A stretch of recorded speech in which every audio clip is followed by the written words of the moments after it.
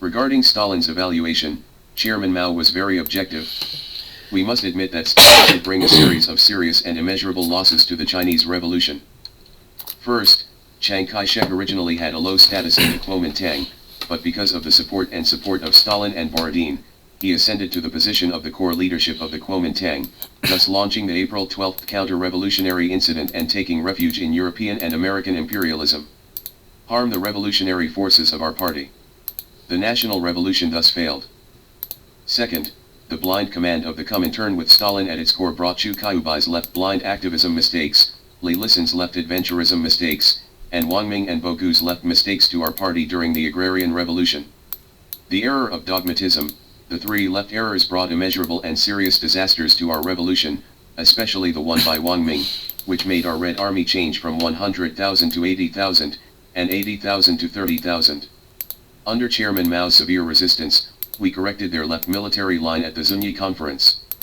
As Chairman Mao said in Learning Lessons from History, opposing great power chauvinism. The Wang Ming line in the past was actually the Stalin line. It knocked down 90% of the power in our base areas at that time, and knocked down almost 100% of the white areas. Comrade Xiaobai also mentioned this point in his report to the 8th National Congress. Why not publicly state that this is Stalin's line? There are also reasons for this. The Soviet Union could criticize Stalin openly, but our public criticism is not so good. We should have good relations with the Soviet Union. Maybe at some point it could be raised publicly. Things in the world are always like this, facts are facts. At that time the Third International did many wrong things.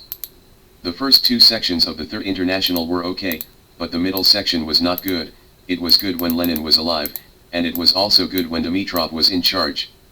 China's first Wang Ming line was carried out for 4 years, and it caused the greatest loss to the Chinese Revolution. Third, the Comintern with Stalin at its core, out of the need to maintain the security of the Soviet Union in the Far East, forced their compromising attitude towards Chiang Kai-shek to our party, which led Wang Ming to propose everything goes through the United Front. In this regard, Chairman Mao sternly resisted, and Comrade Ren Bishi argued hard with reason. Since our party is a Chinese revolutionary organization with its own independent armed forces and independent economic lifeline, since Chairman Mao formed a revolutionary army that completely obeys the command of the CCP, the Comintern has not only frightened people in terms of ideology and theory, but also threatened us. The party could not have any other influence, so they had to compromise with Chairman Mao. As Chairman Mao said, Wang Ming could meet Stalin directly, he could speak Russian, and he was very good at praising Stalin. Stalin sent him back home. In the past he was left-leaning, but this time he is leaning to the right. In cooperating with the Kuomintang, he dressed up and delivered to the door, and everything obeyed the Kuomintang. He put forward the 6 programs, overthrowing the 10 programs of our party's Central Committee, opposing the establishment of anti-Japanese base areas, and not wanting to have an army of his own. He believed that with Chiang Kai-shek, the world would be peaceful. We corrected this error. Chiang Kai-shek also helped us correct our mistakes. Wang Ming was dressed up and sent to the door, while Chiang Kai-shek was slapped in the face and driven out of the door. Chiang Kai-shek is the greatest teacher in China, who has educated the people of the whole country and all our party members. He taught with a machine gun, while Wang Ming taught with his mouth.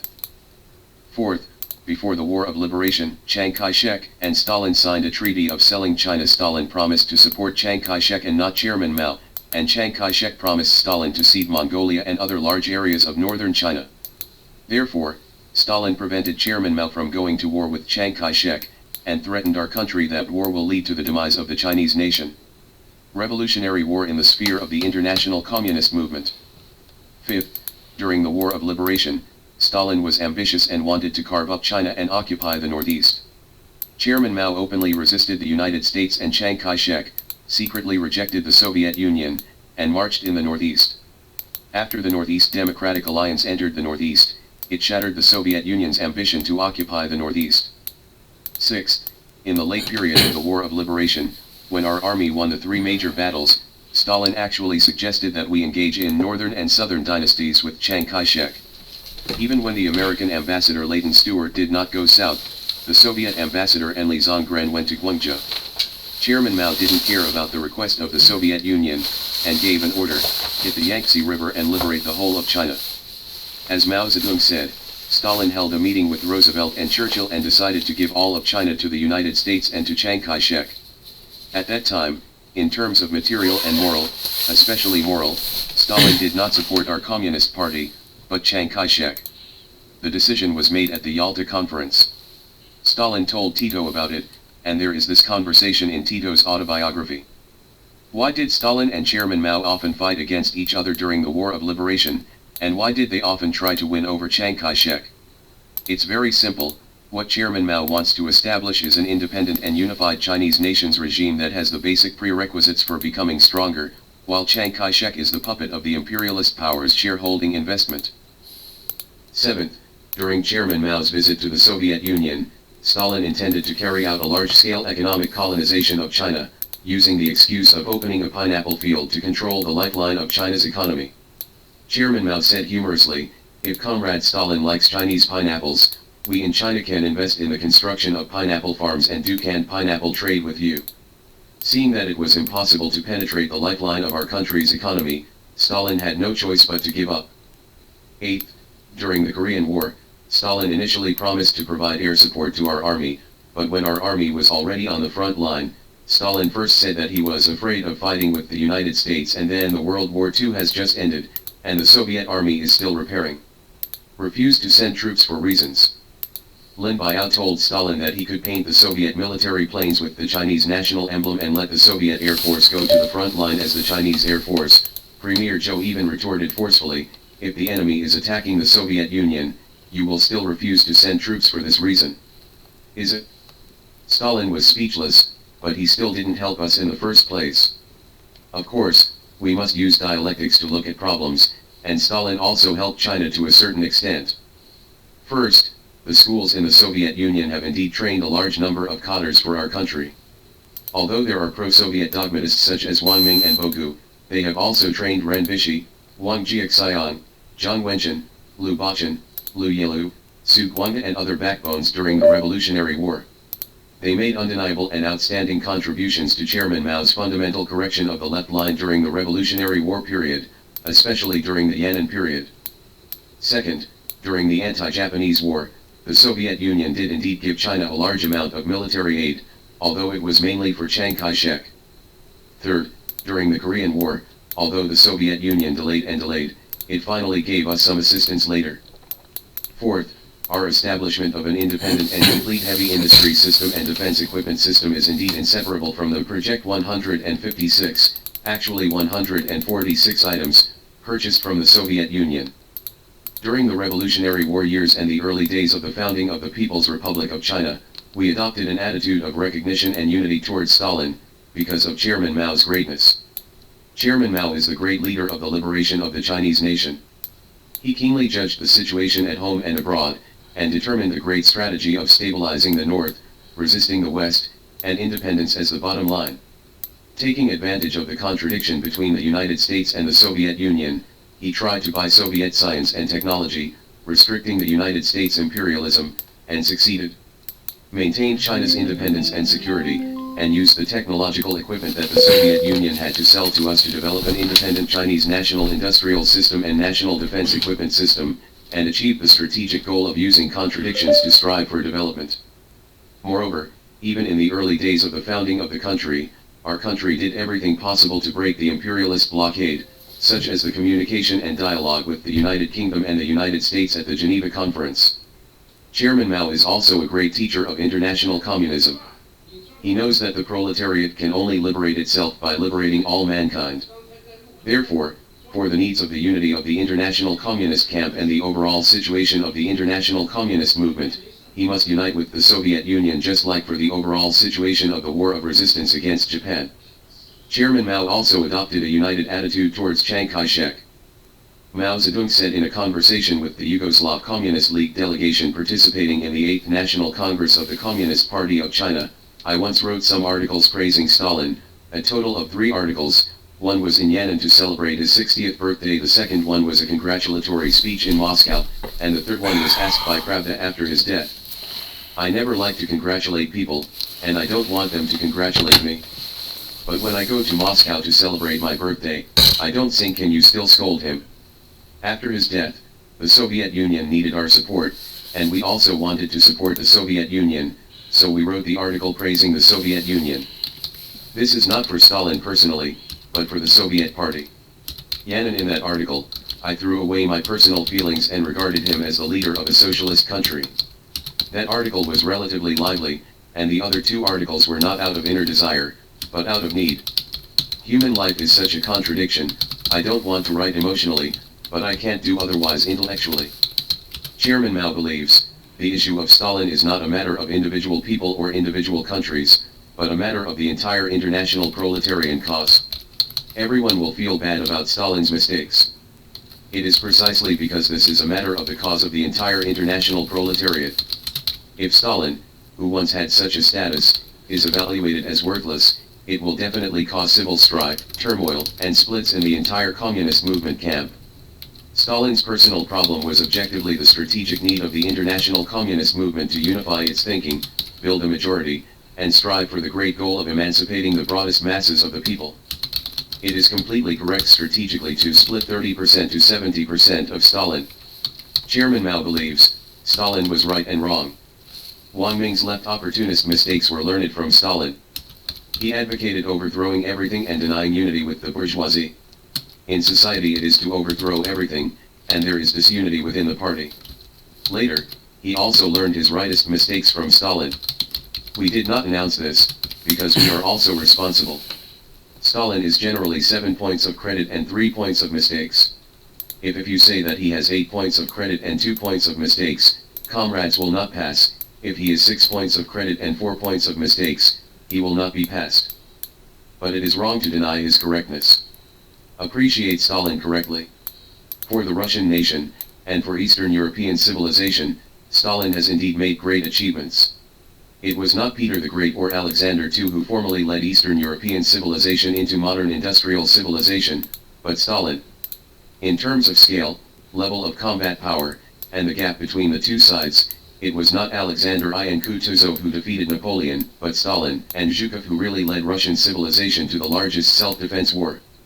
Leading the broad masses of the Soviet Union to achieve the victory of socialist industrialization and the victory of the Great Patriotic War were the two most important things that Stalin did in his life. For the Russian nation, Stalin's contribution surpassed that of Peter the Great, Catherine the Great, and even Alexander II. In terms of theoretical innovation and system innovation influence of the world communist movement, Stalin cannot compare with Lenin and Mao Zedong. In terms of military capabilities, political strategy, and tactical capabilities, Stalin cannot compare with Mao Zedong. But for the proletariat of the Soviet Union, Stalin did make a great proletarian revolutionist, statesman, strategist, thinker, a great Marxist, and a tried and tested fighter for communism. Chairman Mao said that Stalin wanted to open 3070. Helping Lenin lead the Russian Revolution, merit 1. Helping Lenin fight back against the domestic bourgeoisie, merit 2. Leading the Soviet Union to establish an independent and complete industrial system, merit 3. Leading the Soviet Union to establish independent and complete defense equipment, merit 4. Perfect and develop Lenin's Soviet political and economic system, merit 5. Concentrate on leading the development of socialist literature and art, merit 6. As the leader of the main country that defeated German fascism, he played a decisive leading role in winning the world anti-fascist war, with 7 achievements. Big country chauvinism undermines the international communist movement, fault 1. The purely rigid top-down bureaucratization model has established a strict hierarchical order that maintains the privileges of the bureaucratic class, bringing hidden dangers of bureaucratic system solidification and the restoration of monopoly bureaucratic capitalism. Mistake 2. The serious lack of early warning in the early stage of the Soviet-German war led to heavy losses and a large amount of losses that could actually be avoided. Fault 3. In 1956, the historical experience on the dictatorship of the proletariat written under the leadership of Chairman Mao made a detailed evaluation of Stalin, which was objective and fair, and could stand the test of the times. After Lenin's death, Stalin, as the main leader of the party and the country, creatively applied and developed Marxism-Leninism, in defending the heritage of Leninism and opposing the enemies of Leninism Trotskyists. Zinovich also in the struggle of the extremists and other agents of the bourgeoisie, he expressed the will of the people, and he is worthy of being an outstanding fighter of Marxism-Leninism. The reason why Stalin won the support of the Soviet people and played an important role in history was first of all because of his, together with other leaders of the Communist Party of the Soviet Union, defended Lenin's line on the industrialization of the Soviet state and the collectivization of agriculture. The Communist Party of the Soviet Union carried out this line, which led to the victory of the socialist system in the Soviet Union and contributed to the Soviet Union's anti-Hitler. The conditions for victory in the war, and all the victories of the Soviet people, are consistent with the interests of the working class of the world and all progressive mankind. Therefore, the name Stalin also naturally enjoys high honor in the world at the same time. However, when Stalin correctly applied the Leninist line and won high honors among the people at home and abroad, he mistakenly exaggerated his role to an inappropriate position, placing his personal power on the collective. As a result, some of their own actions are in a position of opposition to some of the basic Marxist-Leninist viewpoints they originally propagated. On the one hand, they recognize that the masses of the people are the creators of history, and that the party must always, in order to effectively connect with the masses, it is necessary to develop inter-party democracy, self-criticism and bottom-up criticism.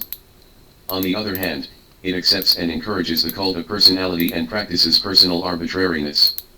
Paradoxically disconnected from practice, Marxist-Leninists believe that leading figures have a great role in history. The people and the people's political party need advanced figures who can represent the interests and will of the people, stand at the forefront of historical struggles, and lead the masses of the people. Denying personal, it is completely wrong to deny the role of advanced figures and leaders.